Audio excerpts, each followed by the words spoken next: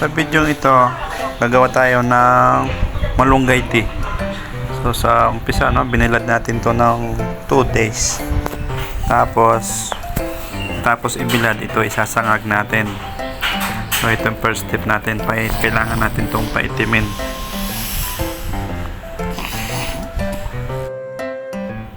Alright, so sangag lang natin siya, hintayin natin siyang umitim. Paitimin natin siya ng paitimin. Kailangan natin siyang isangag.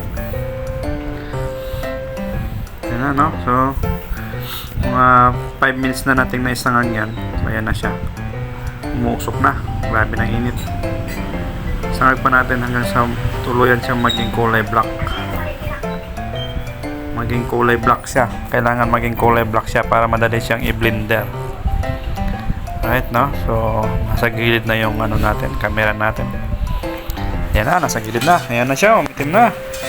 Kunti na lang ang kulang, malapit na siyang matapos. Pero kahit maitim na siya, dagdagan pa rin natin ng pagpapaitim. Kailangan masyadong maitim para madali siyang i-blend, madali siyang madurog. Right? Hintay lang natin saglit. Kunting ano pa, kunting painit pa. Ayan na nga. So medyo nasa 90% na siyang maitim, no? So masyado na siyang malapit. So maya lang konti, pwede na nga yan kung tutusin. Kaso ang ginawa ko pinadark ko talaga, pinaitim ko ng pinaitim. Alright, so yan na. Yan ang finished product niya, no? So nakapatay na yung gas niya, no? So ready na yan sa pagpapablend.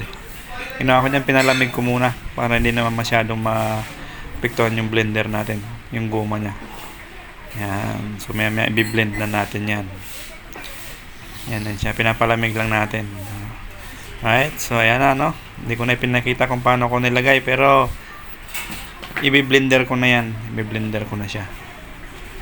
Yan, i-blender na yan hanggang sa madurog ng madurog. Yan, blender lang ng blender.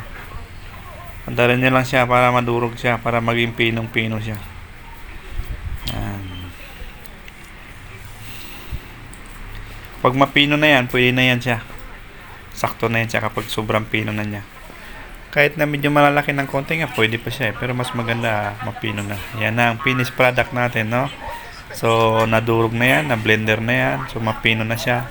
Ready na yan para lagyan na lang natin ng mainit na tubig. At yan na, kape na siya, kape. Yung iba sinasala ito para talagang purong-puro siya, pero sa akin hindi ko sinala kasi kung malunggay nga kinakain. So yun pa kaya. So sa akin hindi ko na sinala, no?